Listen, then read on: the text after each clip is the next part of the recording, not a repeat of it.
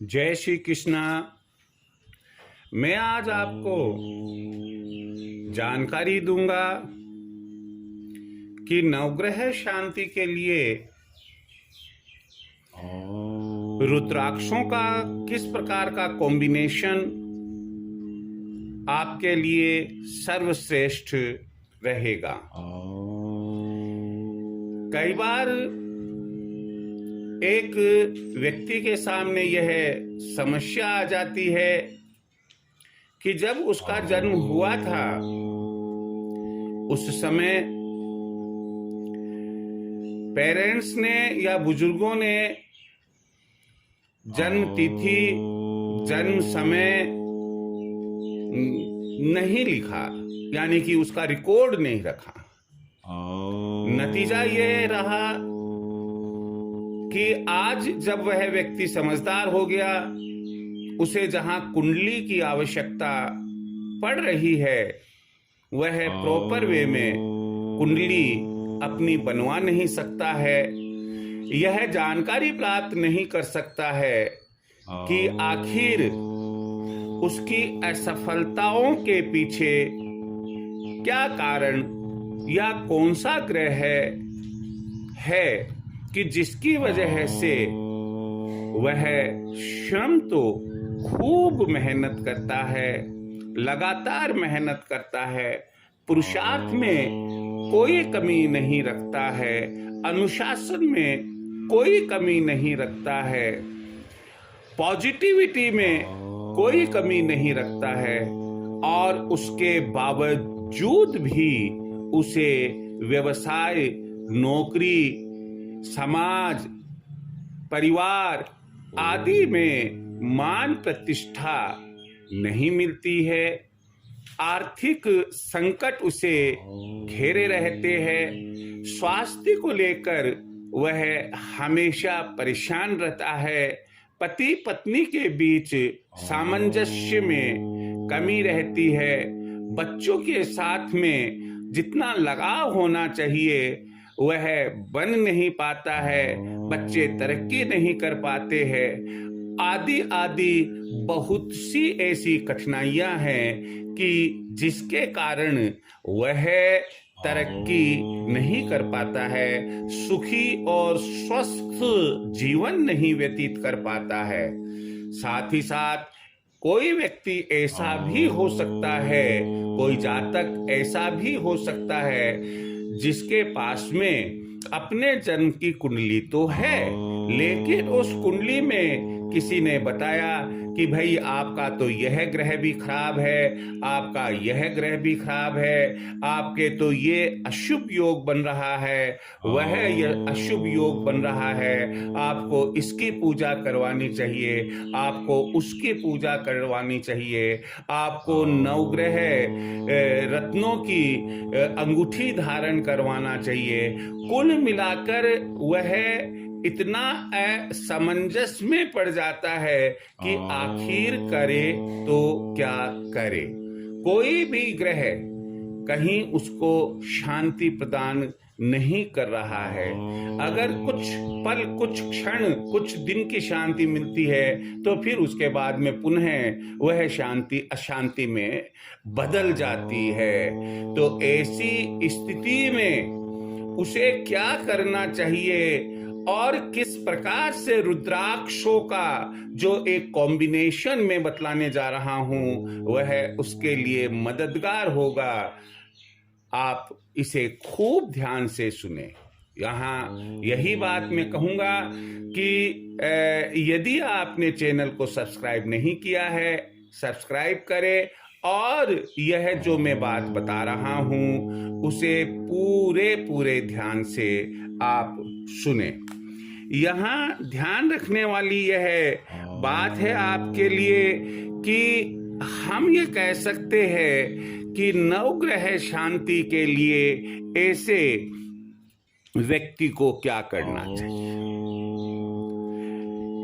व्यक्ति कोई कहता है कि मेरे राहु की महादशा चल रही है, कोई कहता है केतु की महादशा चल रही है, कोई कहता है मंगल की महादशा चल रही है, कोई कहता है शनि की महादशा चल रही है, या अब वह समझ नहीं पा रहा है कि महादशा खराब चल रही है या अच्छी चल रही है, जो ग्रहों का गोचर है वह उसके लिए लाभदायक है या नहीं है, लेकिन उसकी परेशानियां बनी हुई है। तो ऐसी स्थिति में स्वाभाविक है उसके एक रुद्राक्ष तो किसी भी हाल में काम नहीं आएगा।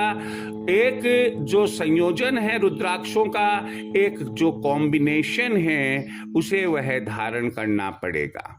धारण करने के लिए वह अपनी कलाई पर इन्हें धारण कर सकता है, दाहिने हाथ की कलाई पर, या गले में धारण कर सकता है। धारण करने का जो समय रहता है वह सामान्यतया शुक्ल पक्ष का प्रथम सोमवार प्रातःकाल, प्रथम चौघड़िया, और यदि सावन मास हो तो सावन मास का कोई भी सोमवार और उसका प्रथम चौघड़िया लाभदायक। दिशा में वह उत्तर मुखी होकर बैठकर ही जो मैं कॉम्बिनेशन बता रहा हूँ उनको पवित्र करके, उसको शुद्ध करके, उसके धूप बत्ती लगाकर, और उसके बाद में ओम नमः शिवाय मंत्र का जप करते हुए अपने गले में या अपने हाथ की कलाई पर बांधे। ये जो कॉम्बिनेशन है वह क्या है? पहला कॉम्बिनेशन, पहला जो दाना है रुद्राक्ष का वह है 3 मुखी रुद्राक्ष, जिसे त्रिदेव रुद्राक्ष या त्रिलोक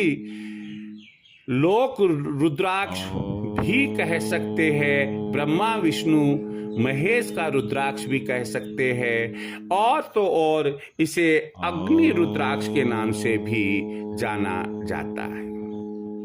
दूसरा जो दाना है इसमें वो 5 मुखी रुद्राक्ष का होना चाहिए। तीसरा दाना है 10 मुखी रुद्राक्ष, जिसे कि विष्णु रुद्राक्ष भी कहते हैं। 11 अगला दाना है 11 मुखी रुद्राक्ष। एक बार श्री हनुमान जी ने 11 मुख किसी विशेष राक्षस को मारने के लिए धारण किए थे। भगवान शिव का एक अवतार हनुमान जी को 11 मुखी के रूप में मिला था। तो 11 मुखी रुद्राक्ष को हनुमान जी का रुद्राक्ष भी कह सकते हैं, और एक दाना 12 मुखी रुद्राक्ष जिसे सूर्य रुद्राक्ष भी कहते हैं। इन सबको लाल धागे में पिरोकर, आप लाल धागे में पिरोकर पवित्र मन से, शुद्ध मन से आप इसे पिरोए। हर दाने को पिरोते समय ओम नमः शिवाय, ओम नमः शिवाय मंत्र का जप करते रहे, और इसको अपने हाथ की कलाई पर, दाहिने हाथ की कलाई पर बांध ले या गले में धारण कर ले। तो मैं पुनः एक बार रिपीट कर देता हूं। 3 मुखी रुद्राक्ष, 5 मुखी रुद्राक्ष, 10 मुखी रुद्राक्ष, 11 मुखी रुद्राक्ष और 12 मुखी रुद्राक्ष, ये आपको धारण करना है। इसमें क्रम आप किसी भी प्रकार से मुनासिब तरीके से आप रख सकते हैं, छोटे बड़े को ध्यान में रख कर रख सकते हैं। इसके क्रम में ऐसी कोई बाध्यता नहीं है। यह अपने आप में सभी समस्याओं का निवारण करने वाला एक कॉम्बिनेशन है, और जहां कॉम्बिनेशन शब्द काम में आता है वहां अरेंजमेंट काम में नहीं आता है। तो इस तरह से नवग्रह शांति के लिए, जहां आपको यह जानकारी नहीं हो कि किस ग्रह की वजह से मेरे जीवन में ये कठिनाइयां, ये परेशानियां किसी भी प्रकार की, उसे बार बार रिपीट करने में ठीक नहीं लगता, किसी भी प्रकार की हो, क्यों रिपीट होती है, आप इसे धारण करें। मुझे पूरी उम्मीद है कि इससे आपको निश्चित रूप से लाभ ही लाभ मिलेगा। जय श्री कृष्ण।